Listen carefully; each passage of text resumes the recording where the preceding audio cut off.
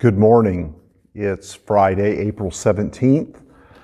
I'm here again in the sanctuary of Waynedale Baptist Church, and I would like to work with you just for a few minutes out of our devotion book, Our Daily Bread. Today's title is Able to Help, and it's from Hebrews chapter 2, verses 14 through 18. And this is a very theological passage. There's a lot of doctrine that comes forth in it.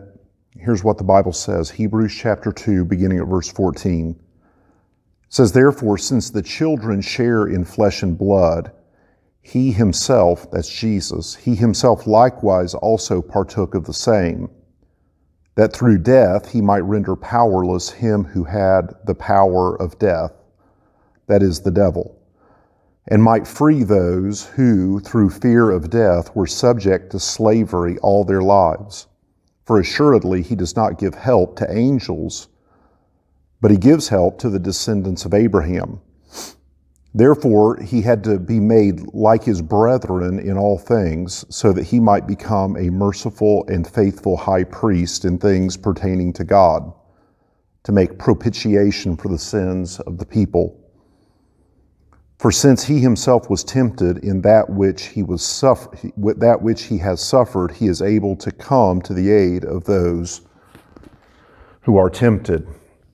Some really strong theological themes there. Let's kind of just make an inventory of those. In verse 14, when he mentions children, he's talking about us, humans, that we share in flesh and blood. So Jesus came and took on flesh like us. Remember the message of the Gospels that God became flesh and dwelt amongst us in Jesus. That's the incarnation. And it says that because of that, he could render powerless Satan, who has the power of death. And he did that so that we could be free of the fear of death. Now, as a side note, I just want to say that one of the things I've come to understand is that many people live powerless lives because of their fear of death. Many of us, probably most of us, are afraid to live lives that are bold and free and completely disconnected from fear and shame. Most of us are unable to do that because we've been stymied by our fear of death. I've seen this in many different ways over the years. Then in verse 16, he says that he doesn't give help to angels, but the descendants of Abraham, to people.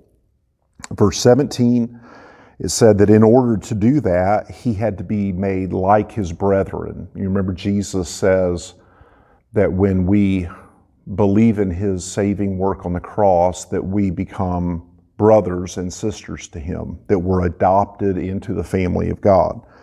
So Jesus had to be made like us, not take on sin, not to become a sinful man, but to be made like us in temptation of sin. And the Bible tells us over and over again that Jesus was tempted in every way as we are, but remained without sin. And that by doing that, he became a merciful and faithful high priest in things pertaining to God, so that he could make, big word for you, so that he could make a propitiation for sin, an atonement, a sacrifice, a covering, a payment of the penalty of sin. Then in verse 18, finally, it says, "For since he himself was tempted in that which he has suffered, he is able to come to the aid of those who are tempted."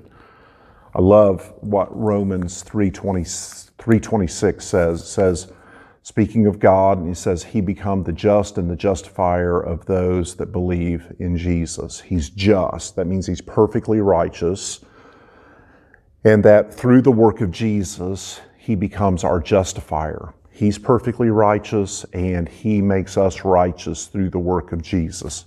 Beautiful little snapshot of the saving work of God.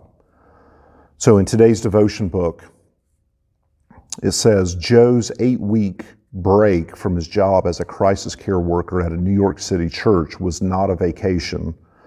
In his words, it was to, quote, live again among the homeless, to become one of them, to remember what hungry, tired, and forgotten feel like.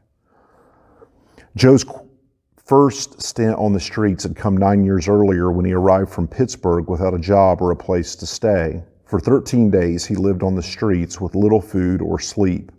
That's how God had prepared him for decades of ministry to needy people. When Jesus came to earth, he also chose to share the experiences of those he came to save.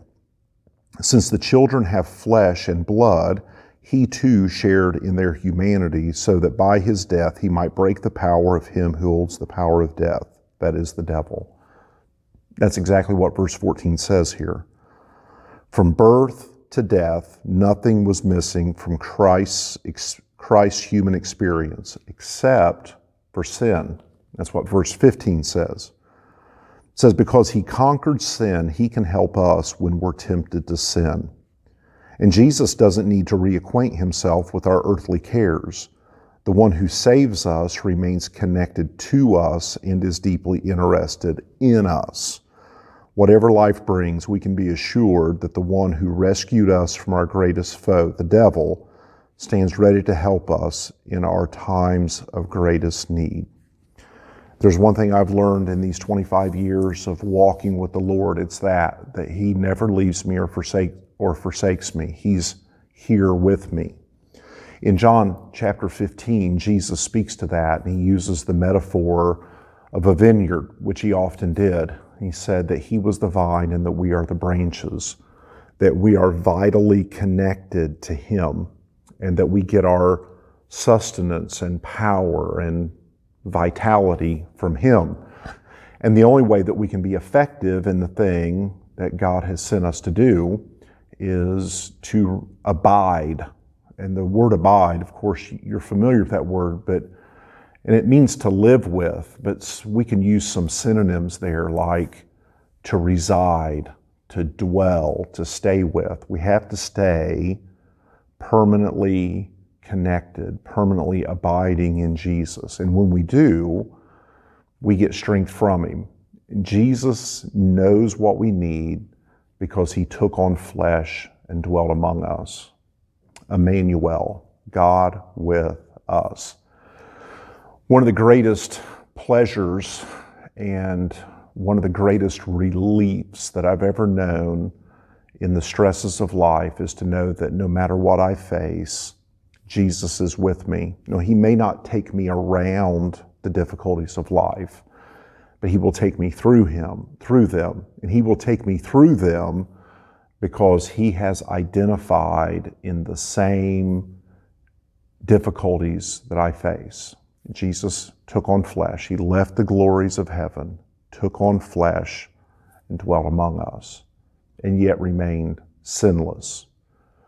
When we put our trust in him, not just believing on him to be saved from sin, but when we trust him with the cares of life, with the day-to-day troubles, when we trust him with our family, and we trust him with our health, and we trust him with our safety, we trust him with our finances, what we find is it's like we were handcuffed and he sets us free.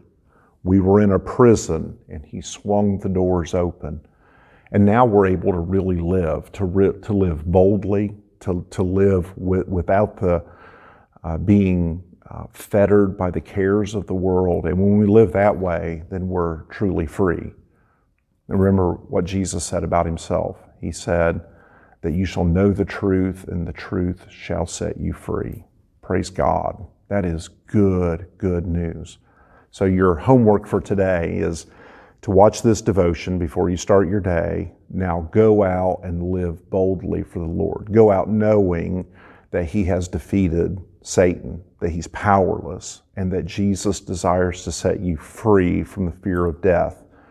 Love people big, be generous, tell people what the Lord has done for you, be compassionate, carry burdens for others, And I think you'll find that at the end of the day, you are blessed.